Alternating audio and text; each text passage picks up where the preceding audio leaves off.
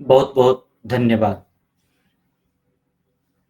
मैं पुनः एक बार आप सभी को इस नए साल के उपलक्ष्य में बहुत सारी मंगल कामनाएं, शुभकामनाएं दे रहा हूं कि आपका जीवन मंगलमय हो।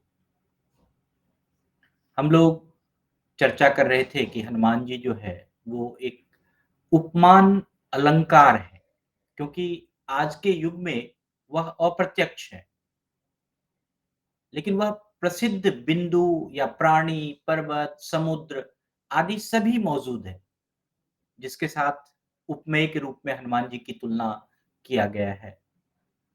और किसी भी व्यक्ति की उपमा के लिए जो है कोई भी धर्मगत समता हेतु कोई भी अर्थ अलंकार या हम उनका उदाहरण, ये सब दो वस्तु के बीच में भेद बताकर कर सकते हैं। धर्मगत हम कभी भी कोई भी अगर हमें किसी के बारे में बताना हो तो जरूर हमें करना चाहिए। और हनुमान जी का उदाहरण बहुत ही सरल है, मैंने पिछले दिनों भी बात किया था कि वह सिर्फ आपके कर्म को विशिष्टता की ओर ले जाता है। कर्म को विशिष्टता की ओर ले जाने का अर्थ है कि वह कहीं आपको एक आशा देते हैं, कहीं न कहीं आपको एक ज्ञान देते हैं और बल देते हैं कि आप अच्छे कार्य को करें और अच्छे जीवन को व्यतीत करें। तो हमेशा जब भी आपको लगे कि हम हनुमान जी के बारे में बातचीत कर रहे हैं, तो वह एक आपके अंदर की ऊर्जा का स्रोत के जागरण का कारण होना चाहिए कि कैसे ऊर्जा जो है कि आपके अंदर जगती है। और मैं हमेशा देखता हूँ कि जब भी अ, अगर हनुमान जी के बारे में बातचीत की जाती है या हनुमान जी के बारे में कोई भी उपमा दी जाती है, तो एक उत्कृष्टता के साथ दी जाती है, एक एक्सेलेंस के साथ दी जाती है। तो जब भी आपको लगे कि हमें जीवन में एक्सेलेंस चाहिए, विशिष्टता चाहिए, तो हनुमान जी को याद कीजिए, आप जो है बड़े अच्छे से अपने जीवन में आगे बढ़ सकते हैं। लेकिन आप अगर विशिष्ट बनने की कोशिश कर रहे हैं, मतलब आप दिखावा कर रहे हैं, है नहीं, हो नहीं पा रहा, लेकिन आप दिखावा कर रहे हैं, तो ऐसा नहीं करना चाहिए। अगर आप बस साधारण रूप में किसी काम को बड़े अच्छे से लक्ष्य पूर्वक करते रहिए और दूसरे से भी ज़्यादा साधारण होकर करते रहिए, तो विशिष्टता अपने आप में आ जाती है। यह भी आपको यहाँ पर हनुमान जी जो है कि हमेशा यह सीख देता है। तो कपिश्रेष्ठ हनुमान जी बिना थकावट के सहसा जो है कि वो आगे बढ़ते जा रहे थे। तो उनको देखकर जो भी नाग, यक्ष, नाना प्रकार के जो भी राक्षस, जो भी लोग उनके रास्ते में थे, वो सीता माँ की खोज में जा रहे थे, तो उनकी स्तुति कर रहे थे कि देखो पवन पुत्र हनुमान जो है कि आकाश मार्ग से, वायु वेग से जा रहे हैं। तो जिस समय कपि केसरी हनुमान जी उछलकर समुद्र पार कर रहे थे, तो उस समय इक्ष्वाकु कुल का सम्मान करने की इच्छा से समुद्र ने विचार किया कि यदि मैं वानर राज हनुमान जी की सहायता नहीं करूँगा, तो बोलने की इच्छा वाले दृष्टि में सर्वथा जो है कि मैं निंदनीय हो जाऊँगा। यह बहुत ही गूढ़ रहस्य है। कभी-कभी हमें भी ज़िंदगी में ये चीज़ सोचना चाहिए कि जहाँ पर हमें मौका मिलता है कि हम किसी का कुछ कर दें, तो ज़रूर कर देना चाहिए। नहीं तो फिर वो निंदनीय विषय होता है कि अरे! आपने तो मुझे देखा ही नहीं, आपने तो मेरा किया ही, मैं उस समय कुछ कर रहा था, कोई अच्छा काम कर रहा था, आपने मेरी सहायता ही नहीं की। तो जब भी आपको लगे कि कोई व्यक्ति अच्छा कार्य कर रहा है, तो ज़रूर उनकी सहायता कीजिए। और यही सोचकर जो है समुद्र ने भी जो है कि उन्होंने कहा कि मैं इस यात्रा में हनुमान जी इक्ष्वाकु वंश के वीर श्री रघुनाथ जी के लिए जो काम कर रहे हैं, उनकी सहायता करें और इस यात्रा में उनको किसी प्रकार का कष्ट ना हो। तो ऐसा उपाय करने के लिए जो है वह वानर वीर के लिए जो है कि वह विश्राम करने के लिए एक पूरे, क्योंकि समुद्र तो कई योजन का समुद्र था, 100 योजन का समुद्र था। तो वो उनको क्रॉस करना, उनको पार करना तो थकावट का विषय था। तो समुद्र ने कहा कि नहीं, मैं हनुमान जी के विश्राम करने का जगह समुद्र के बीच में देता हूँ। देखिए क्या एक तुलना है कि मैं असंभव में भी संभव की बात कर रहा हूँ।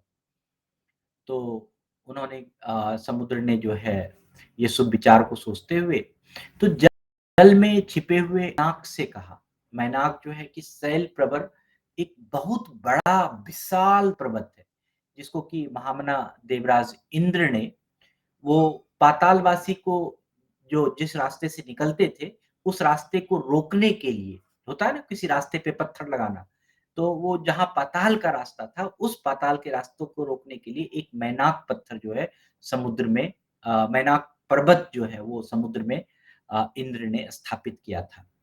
और उसमें क्यों क्यों स्थापित किया था कि जितने भी असुर लोग थे, वो अपने पराक्रम प्रसिद्ध थे, उनके अंदर भी बहुत प्रसिद्धि थी, लेकिन उनको किसी तरह से देवताओं ने पाताल लोक में भेज दिया।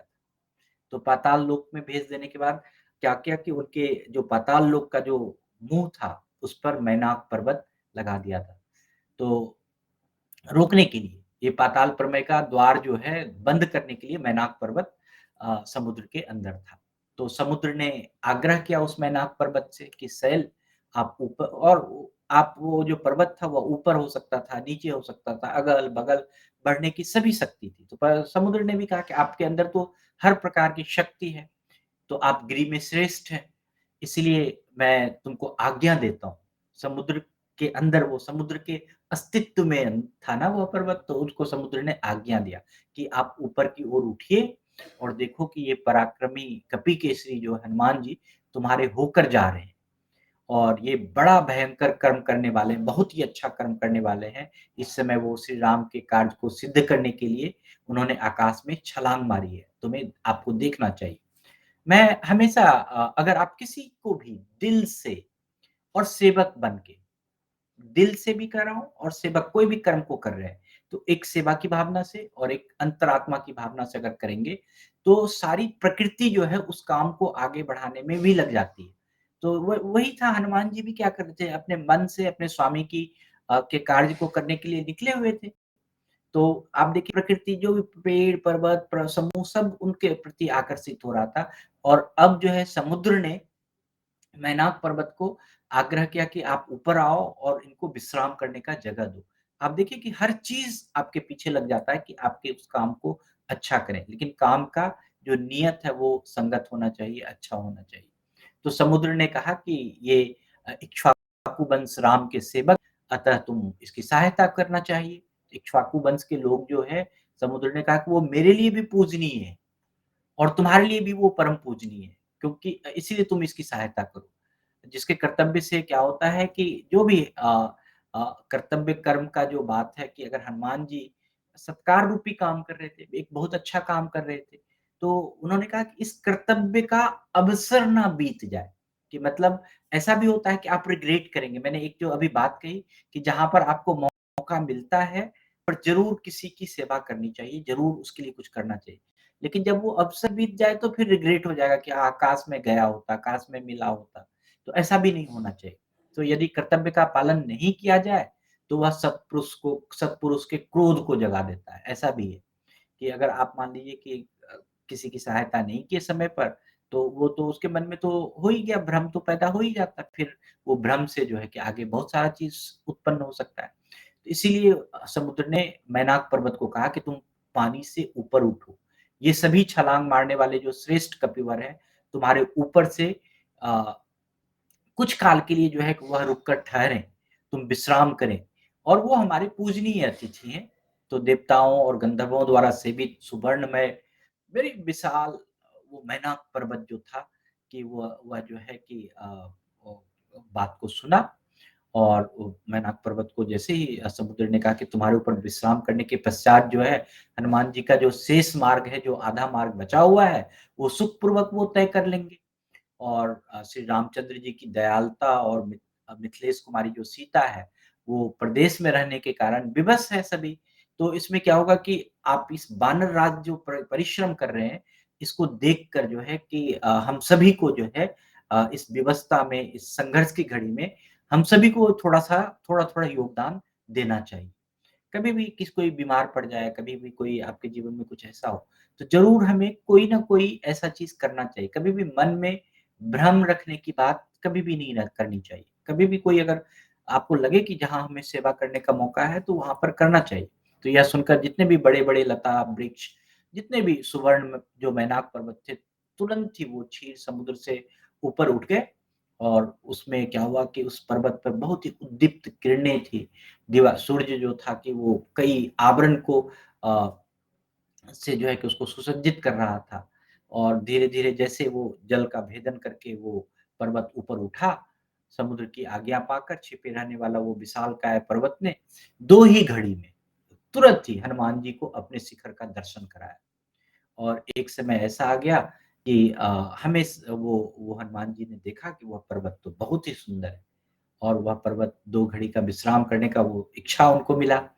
और हमेशा आप ये भी ध्यान में रखिए कि अगर कभी भी आपको लगता है कि कोई उदाहरण, कोई चीज़ हमारे सामने, कोई कृति हमारे सामने प्रत्यक्ष हो रही है, तो वो हमारे आकर्षण का भी कारण बनता है। तो हनुमान जी भी उस पर्वत की ओर आकर्षित हुए और 2 घड़ी वहाँ पर विश्राम करने के लिए उन्होंने अ, पर्वत का जो विनम्र विनती था, उसको उसको जो है कि सुना। अब देखिए कि हनुमान जी उसमें क्या आने वाले उसमें मैं बताऊँगा कि हनुमान जी कैसे पर्वत की जो वो विनती है, उसको कैसे सुनते हैं, कैसे उसको उसका जवाब देते हैं। तो आज के लिए हम इतना ही कहेंगे। बहुत-बहुत धन्यवाद, बहुत-बहुत आभार। सर सभी को मेरा प्रातः स्नेह